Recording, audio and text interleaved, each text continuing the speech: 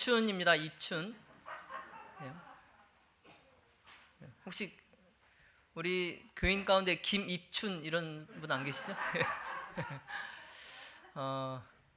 이 입춘, 봄의 기운으로 우리 모든 성도와 개인과 가정에 크게 길하고 또 건강하고,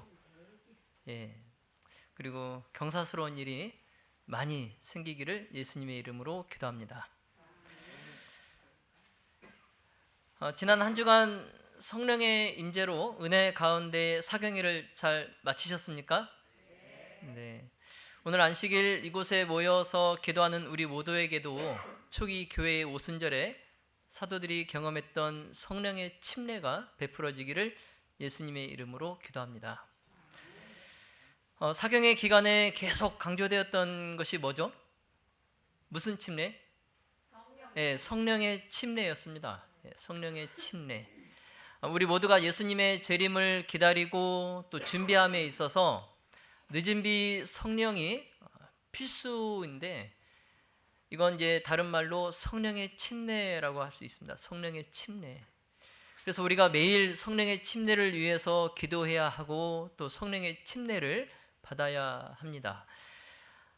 그리스도인은 매일매일 이렇게 성령의 충만으로 새로워져야 됩니다. 그리고 이 경험이 그냥 단발성으로 한 번으로 그치는 것이 아니고 영원히 매일매일 예수님의 재림하시는 그날까지 계속 되어져야 됩니다. 자, 그렇게 해서 성령의 침례를 경험한 사람들에게는 몇 가지 변화가 이르러 오는데요. 반대로 이제 성령을 받은 사람에게 이러한 변화가 없다면 이 사람은 아직 성령을 받지 못한 것입니다. 우리가 성령을 경험하고 성령을 받고 이르러 오는 변화는 이러한 것들이 있습니다. 자, 첫 번째, 하나님의 말씀을 연구하고자 하는 보다 강한 갈망이 생기게 됩니다. 두 번째는 보다 성실한 기도 생활을 하게 됩니다. 자, 세 번째는 죄에 대한 보다 깊은 회개를 하게 됩니다. 그래서 이 회개는 회심이 이르러 오는 회개입니다. 제가 전에도 저녁 시간에 말씀을 드렸듯이 참된 회개가 없으면 회심이 없다라고 말씀을 드렸습니다. 그래서 우리가 회심이 없으면 다시 돌아가게 돼 있어요. 그 죄로부터 돌이켜서 떠나야 되는데 다시 그 죄로 돌아오게 됩니다. 그래서 우리가 회심이 있는, 그래서 보다 깊은 회개를 하게 되는 게 성령의 침례예요. 마지막 네 번째는 이제 생활 방식과 행동들의 변화가 옵니다. 그래서 그 전에 살았던 그러한 나의 행동들, 그다음에 나의 말투, 이런 것들이 변하게 돼요. 그래서 이 1번부터 4번까지 이런 변화가 하나라도 빠지면 그 사람은 성령을 받지 못한 거예요. 그런데 이 네 가지의 변화가 없으면서도 내가 성령을 받았다, 이렇게 말씀하시는 분들이 종종 계신데, 우리가 이 네 가지 사항들을 우리가 잘 염두에 두고 정말 내가 성령을 받았는지 한번 살펴야 되겠습니다. 신자들이 그리스도 안에서 승리하며 살아가는 데 있어서 성령의 충만은 필수입니다. 필수. 자, 여러분 이를 위하여서 기도하시기 바랍니다. 오늘은 성령을 받은 사람들에게서 빼놓을 수 없는 중요한 덕목인 친교에 대해서 말씀을 드리겠습니다. 친교. 그래서 오늘 제목은 성령의 침례와 친교입니다. 성령의 침례와 친교. 자, 우리 주제 성경절 사도행전 1장 4절로 5절 그리고 8절의 말씀을 함께 보겠습니다. 신약성경 사도행전 1장 4절로 5절 그리고 8절입니다. 사도와 같이 모이사 저희에게 분부하여 가라사대 내게 들은 바 아버지의 약속하신 것을 기다리라. 요한은 물로 침례를 베풀었으나 너희는 몇 날이 못되어 성령으로 침례를 받으리라 하셨느니라. 오직 성령이 너희에게 임하시면 너희가 권능을 받고 예루살렘과 온 유대와 사마리아와 땅끝까지 이르러 내 증인이 되리라 하시니라. 아멘. 자, 우리가 그리스도인으로서 성령의 밀접한 고리로 연결될 때 우리는 구주이신 예수님과 가장 깊은 관계를 형성하게 될 것입니다. 무엇으로 연결될 때요? 성령으로, 성령으로 연결이 될 때. 오늘 우리가 살펴볼 이 성령의 침례와 참된 그리스도인 친교, 이 사이의 관계는 이렇게 설교나 말씀으로 이해되고 그것으로 끝나는 것이 아니라 우리 각자에게 반드시 체험적으로 이해되어야 됩니다. 근데 또한 우리가 성령의 침례를 경험했더라도 교인들 사이에 상호 의존적인 친교가 이루어지지 않으면 우리는 하나님께서 원하시는 영적 수준에 이르지 못할 것입니다. 자, 그러므로 성령의 침례를 경험하고 나면 교인들끼리 피차 친교가 있어야 됩니다. 자, 왜냐하면 그러지 않고 그냥 독립적으로 혼자서만 지내는 이러한 사람들은 영적 성장이 부진할 뿐만 아니라 그나마 경험했던 성령의 충만함조차도 잊어버릴 수 있기 때문에 그렇습니다. 대체적으로 보면 이제 성경을 신앙의 표준으로 삼는 교회들, 특히 이제 우리 제7일 안식일 예수 재림교회는 매우 지적인 신앙 체계를 가지고 있고 또 그것을 자부하고 있는 경향이 있어요. 실제로 우리 재림교인들은 다른 일반 개신교회 교인들에 비해서 성경의 핵심적인 진리들을 잘 이해하고 깨닫고 있습니다. 그래서 이제 재림교회가 주최하는 전도회, 대체로 이제 그러한 전도회를 보면은 우리 교단을 타 교파로부터 구별시키는 그런 독특한 진리로 구성해서 전도회를 운영하는 것을 많이 볼 수 있어요. 그래서 특별히 이제 그 대표적인 예가 예언 전도회이죠. 예언 전도회. 그래서 요한계시록이나 다니엘이라는 것으로 타 교파로부터 우리 재림 교단을 구별시키는 그러한 전도회를 많이 갖습니다. 그래서 그러한 전도회가 마치고 나면은 그 전도회에 참석한 많은 사람들이 이 독특한 우리 재림 기별을 받아들이고 우리 재림교회에 입교를 합니다.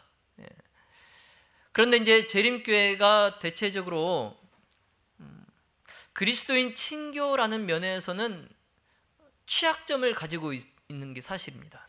취약점. 다른 개신교회는 이제 비록 교리 면에서 우리 재림 교단에 조금 부족하다고 할지라도 이 친교에 관해서는 우리 재림교회보다 훨씬 더 좋은 면을 많이 갖고 있어요. 교회 안에서.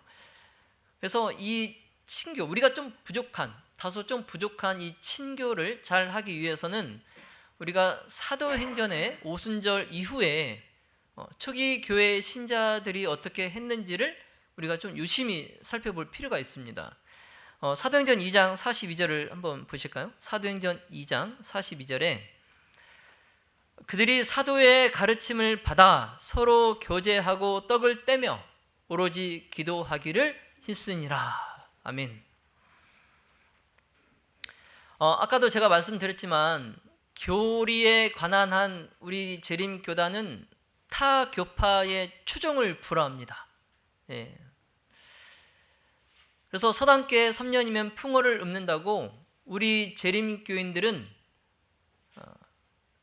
다른 구도자들을 만났을 때에 다니엘 요한계시록을 가르칠 수 있는 실력들을 다 갖고 계세요. 그런데 일반 다른 개신교회는 심지어 이제 목사님들도 요한계시록 다니엘을 가르칠 그런 능력이 좀 부족한 분도 많이 계시거든요. 예. 그래서 우리는 정말 다른 일반 개신교회 교인들이 불화할 만큼 교리에 관한 아주 자부심을 갖고 있고 실력 또한 갖추고 있습니다. 자, 그런데 이 재림 교인들이 친교라는 면에서는 다른 그 교파들에 비해서 뒤지고 있다는 사실이죠. 예.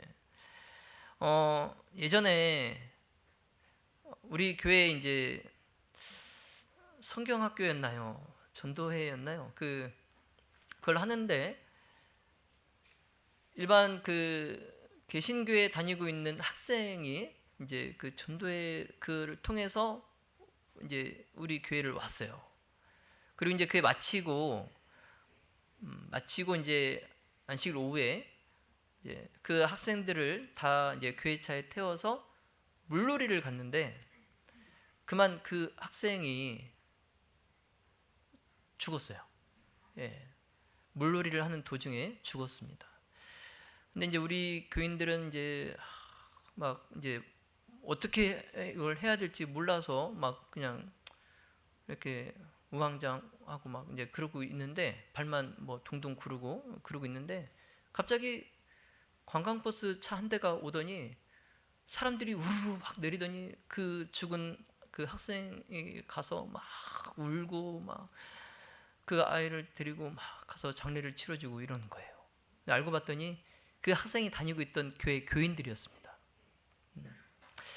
그러니까 이건 이제 단적인 예지만 좀 많이 부족해요.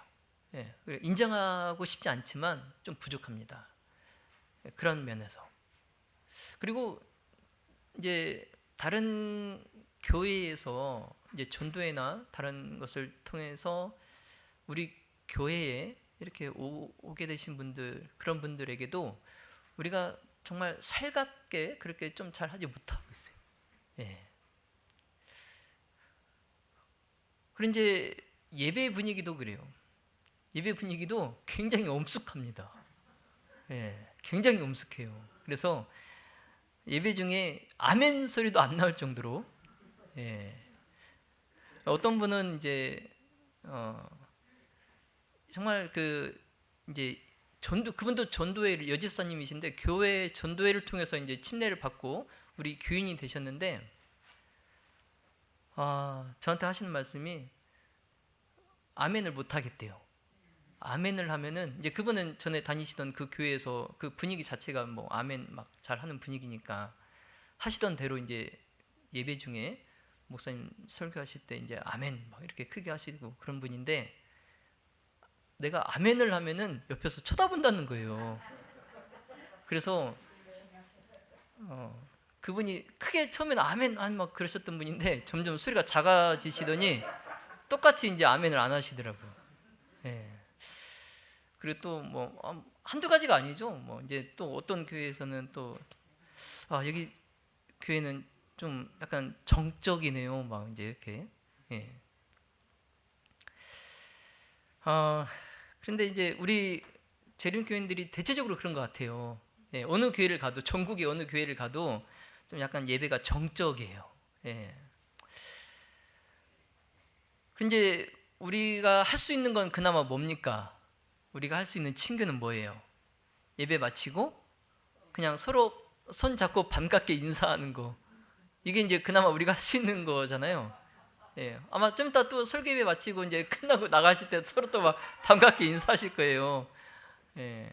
그러면서 이제 다음 안식일에 또 다시 만날 것을 이제 기대하면서 곧장 이제 집으로 다 이제 헤어지잖아요. 이제 교회가 다음 안식일까지 한 번도 만나지 않는 것은 아닙니다. 주중에도 화요일 저녁과 금요일 저녁에 다시 모일 수 있는 기회를 제공을 하고 있어요.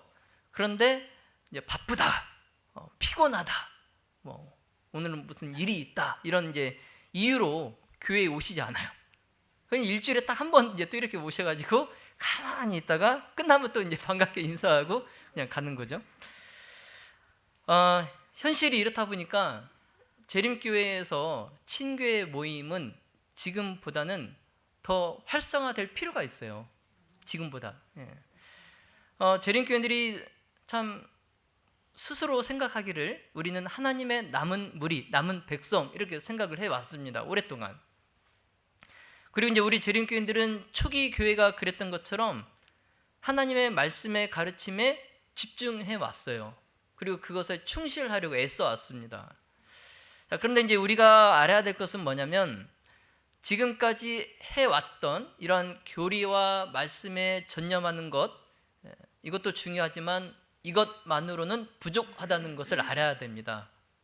이것만 가지고는 부족하다는 것을 알아야 돼요. 교리도 중요하지만 그것과 아울러서 우리가 함께 떡을 떼는 것, 그리고 함께 기도하는 것, 이것도 예수님께서 우리가 이것에 충실하기를 바라신다는 것을 여러분 꼭 기억하시길 바랍니다. 하나님께서 저와 여러분에게 초기 교회를 닮은 남은 백성이 되라고 당부하십니다. 자, 따라서 우리가 초기 교회를 본받아서 교리에만 전념할 뿐만 아니라 친교에도 전념해야 됩니다. 친교. 자, 이것을 염두에 두고 초기 교회가 어떠했는지 우리가 함께 살펴보도록 하겠습니다. 자, 사도행전을 보면은 이제 초기 그리스도인들은 성전에서도 모였고, 교회에서도 모였고, 일반 가정에서도 자주 모였던 것을 우리가 알 수 있어요. 일반 가정에서도. 사도행전 2장 46절에 날마다 마음을 같이하여 성전에 모이기를 힘쓰고, 자, 어디에서? 집에서, 가정에서 떡을 떼며 기쁨과 순전한 마음으로 음식을 먹고, 기록합니다.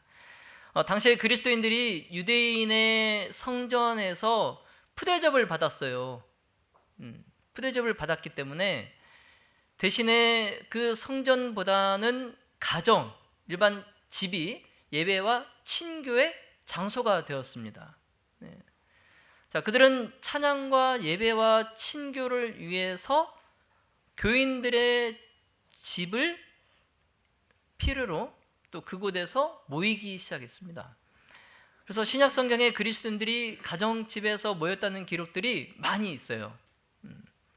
사도행전 16장 14절로 15절에 보시면 두아디라 성에 자주 장사로서 하나님을 공경하는 두디아라는 한 여자가 들었는데 주께서 그 마음을 열어 바울의 말을 청종하게 하신지라.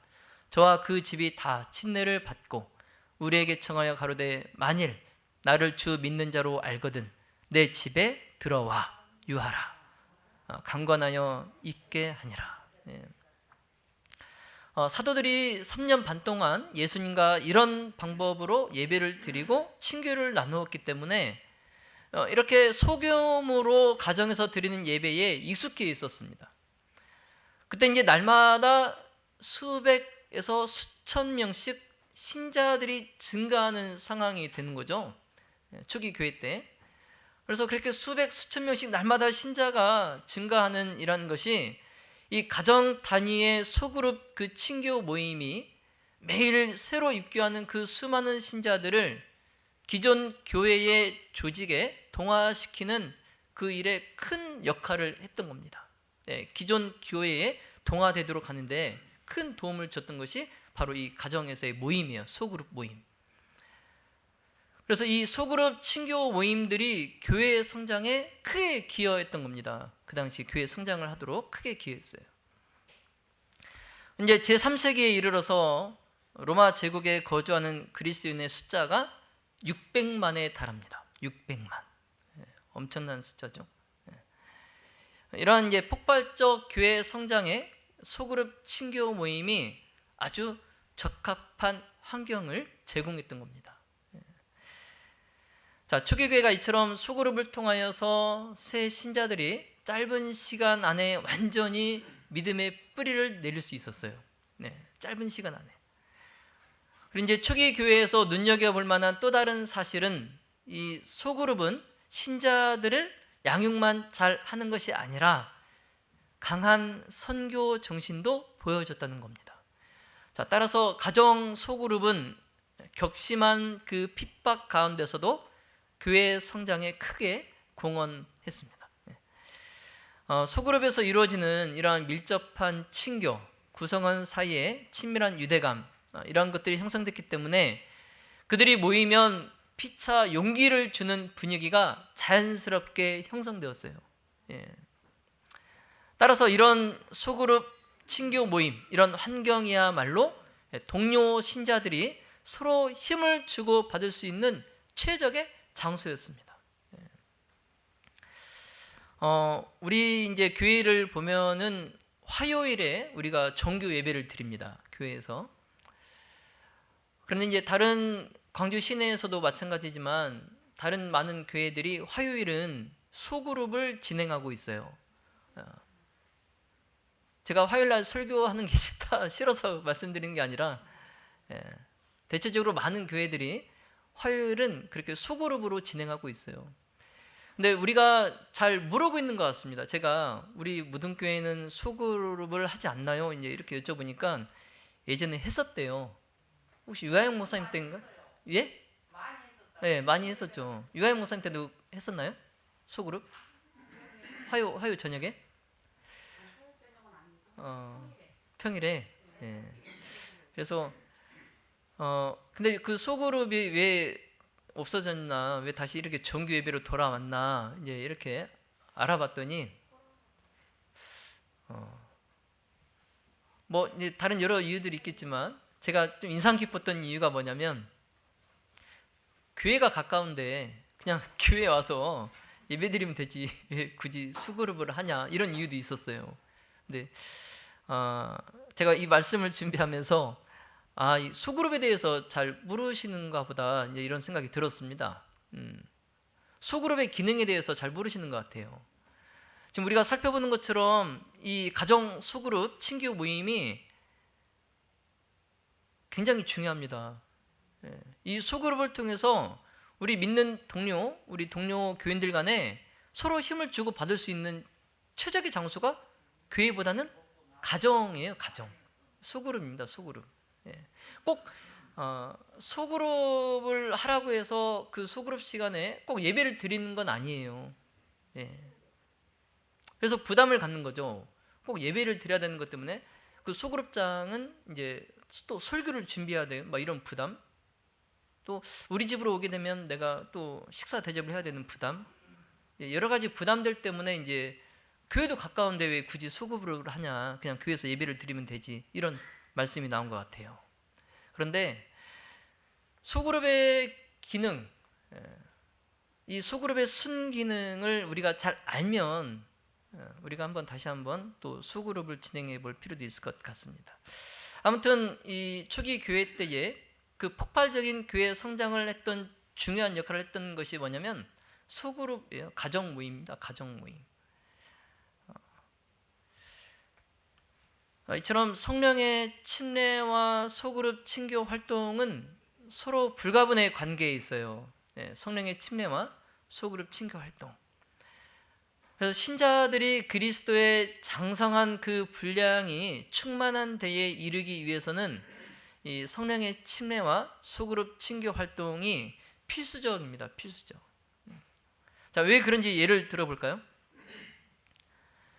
예수님의 제자들이 3년 반 동안, 이 기간 동안 상호 간에 개인적이고 단체적인 밀접한 관계를 유지해 왔습니다. 그렇죠? 이 12명이 동고동락 3년 반 동안 하는데 뭐 밀접한 관계를 유지해 왔겠죠, 당연히. 자, 그런데 이상한 건 뭐냐면 그 많은 세월을, 많은 시간을 서로 동고동락 해 왔는데 이들이 그 유월절 만찬 장소에 가는 도중에 서로 헐뜯고 다투었다는 거예요. 근데 그 유월절 만찬 자리가 다른 자리도 아니고 예수님께서 폭도에게 잡히셔서 십자가에서 돌아가시기 전 마지막 그 만찬의 자리를 갈 때 이 제자들이 그렇게 서로 다툰 겁니다.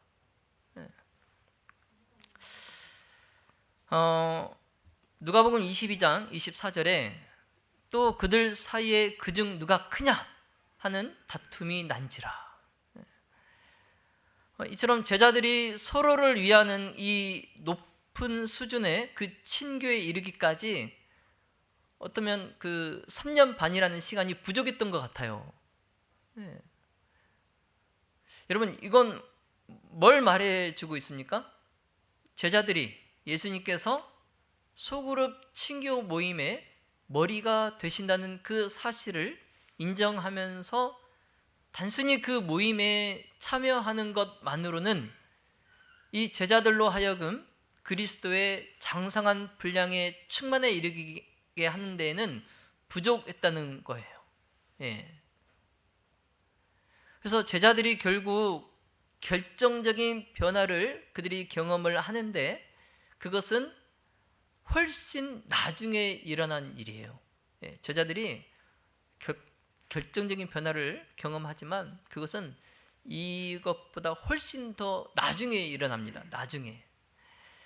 그러니까 예수님께서 돌아가실 때까지도 그냥 그렇게 반목하고 서로 다투고 그렇게 지냈던 거죠. 무엇이 그럼 제자들을 그런 결정적인 변화를 가져왔을까요? 무엇이? 오순절 날에 강림하신 성령의 침례.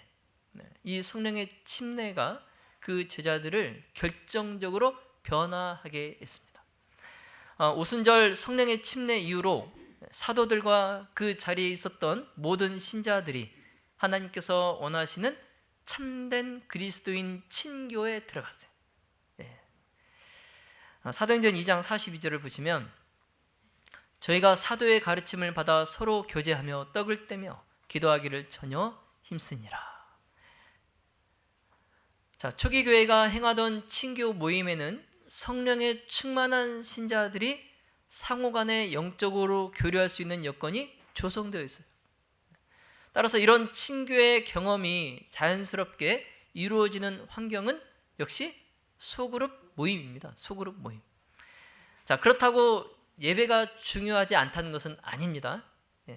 예배도 분명히 중요하지만 이 소그룹 모임이 정말 자연스럽게 그리스도인들을 영적으로 성장시켜주는 중요한 모임이죠.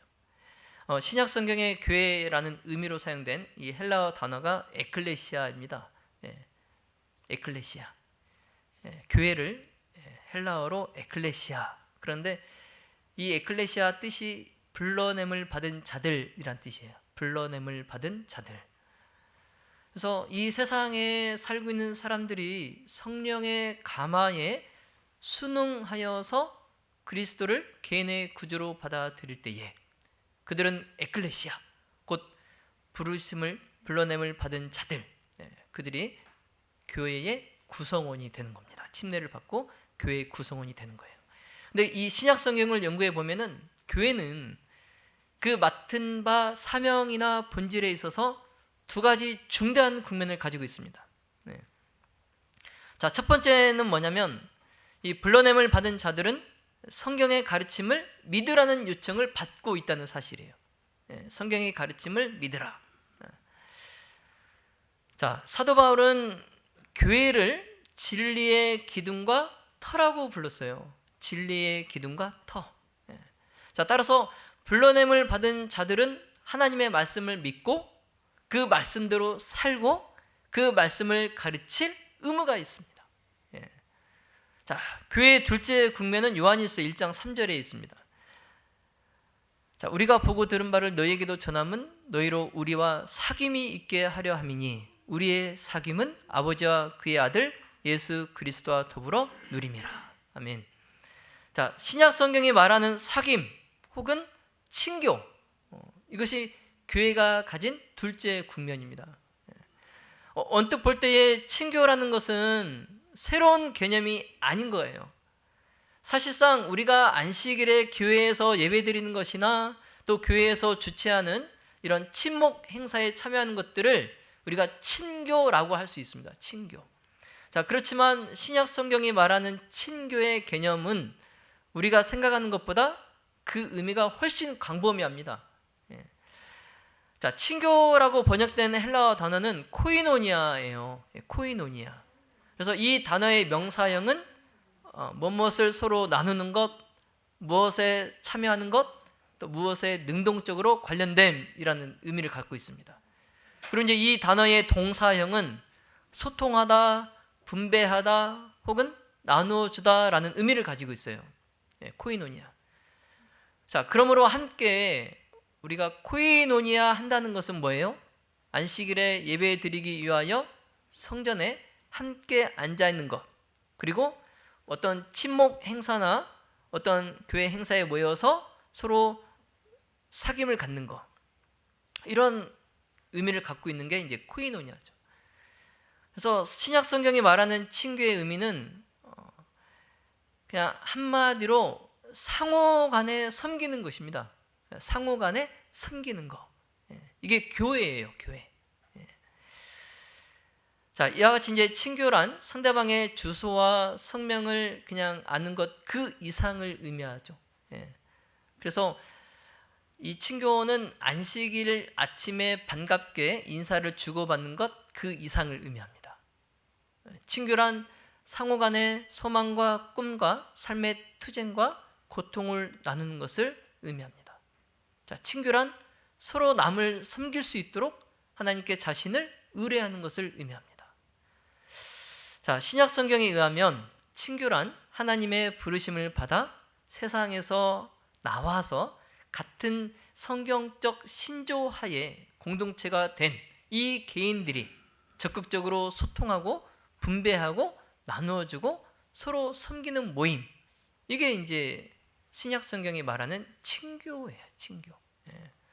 서로 같지 않은 사람들이 이 교회라는 울타리에 모여서 적극적으로 소통하고 분배하고 나누고 섬기는 거예요. 자, 그리스도인 친교 모임은 성도들의 영적 회복과 정서적 회복, 또 신체적 회복을 이루는데 중요한 역할을 담당할 것입니다. 그래서 우리가 기억할 것은 성령의 침례는 우리의 개인적 영적 성장과 아울러서 복음 전파를 목적으로 주어진다는 거예요. 복음 전파를 목적으로. 그래서 오직 성령이 너희에게 임하시면 너희가 권능을 받고 예루살렘과 온 유대와 사마리아와 땅끝까지 이르러 내 증인이 되리라 하시니라.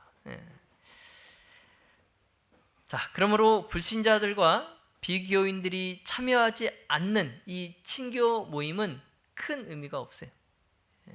이 친교 모임 소그룹에는 믿지 않는 사람들, 그런 비교인들이 많이 참여해야 됩니다.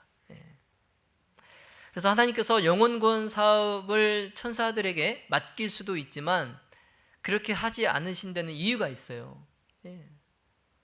자, 우리가 영혼을 그리스도께 인도하는 그 사업에 개인적으로 참여하는 것이 얼마나 중요한지 하나님이 그것을 아시기 때문에 이 영혼 구원 사업을 천사들이 아닌 우리 사람에게 맡기신 겁니다. 자, 이제 말씀을 정리하겠습니다. 우리 사랑하시는 믿음의 모든교회 성도 여러분, 우리가 하고 있는 안식일학교 교과반이 친교 모임 소그룹이 될 수 있습니다. 자, 하나님은 이 친교 모임에 참여하는 신자들과 불신자들에게 똑같이 역사하실 것입니다. 자, 친교 모임의 진수, 그 진수는 친근하고 밀접한 대인관계라는 것을 꼭 기억하시기 바랍니다. 이제는 직접적으로 우리 개인적인 삶과 우리 교회의 일상에 성령이 지시하시는 그런 도전적인 일들이 있게 되기를 기도합니다.